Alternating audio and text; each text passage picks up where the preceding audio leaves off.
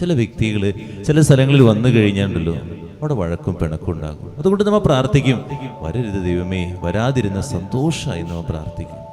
അവര് വാ തുറന്നാൽ തല്ലുണ്ടാക്കും, അല്ലെങ്കിൽ എപ്പോഴും ഇങ്ങനെ കുറ്റം പറഞ്ഞുകൊണ്ടിരിക്കും.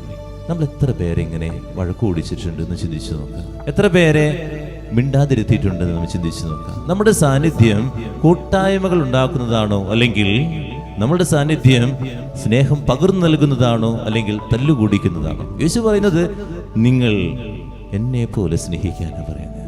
എനിക്ക് യേശുവിൻ്റെ വഴിയെ നടക്കാൻ പറ്റുന്നുണ്ടെങ്കിൽ ഞാൻ സ്നേഹിക്കാൻ പഠിക്കണം, അല്ലെങ്കിൽ ഞാൻ യേശുവിൻ്റെ വഴിയല്ല എന്നാണ് പറയുന്നത്. ഒരു മഹത് ചിന്തയുണ്ട്.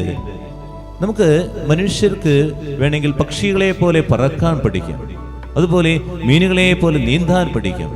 എന്നാൽ അവൻ പഠിക്കാതിരിക്കുന്നത് സഹോദരങ്ങളെ പോലെ ഒരു മനസ്സോടെ സ്നേഹിച്ച് ജീവിക്കാൻ ഇതുവരെ പഠിച്ചിട്ടില്ല എന്നുള്ളതാണ്. അതാണ് നമ്മൾ പഠിക്കേണ്ടത്. ഈ ലോകത്തില് കിട്ടാത്ത കുറെ കാര്യങ്ങള് നമ്മൾ കയ്യെത്തി പിടിക്കാൻ നമ്മൾ പരിശ്രമിക്കുക, എന്നാൽ നമുക്ക് ചേർന്ന് നിൽക്കാൻ പറ്റുന്ന കാര്യം നമുക്ക് പറ്റുന്നുണ്ടോ എന്നുള്ളതാണ്. കൂട്ടായ്മയ്ക്ക് അതിൻ്റെ സൗന്ദര്യമുണ്ട്. ഒരു പൂവ് തനിയെ നിൽക്കുമ്പോൾ സൗന്ദര്യമുണ്ട്, എന്നാൽ ചേർന്ന് നിൽക്കുമ്പോൾ ഒരു ബൊക്കയായിട്ട് അത് വെക്കുമ്പോൾ എന്ത് മനോഹാരിതയാണ്, എന്ത് മനോഹരമായിട്ട് നിൽക്കുന്നു. ഒരു പൂന്തോട്ടം നിൽക്കുമ്പോൾ എന്ത് മനോഹരമായി നമ്മൾ പറയാറുണ്ട്. ഇതുപോലെ മനോഹരമാകാൻ കൂട്ടായ്മകൾ സൃഷ്ടിക്കാൻ പറ്റട്ടെ. ഭിന്നതകൾ ഉണ്ടാക്കാനല്ലോ ദൈവം നമ്മളെ വിളിച്ചിരിക്കുന്നത്. നമ്മൾ ഭിന്നതകൾ ഉണ്ടാക്കുന്നുണ്ടെങ്കിൽ ദൈവത്തിൻ്റെ വഴിയോടെയല്ല യാത്ര തിരിക്കുന്നത്.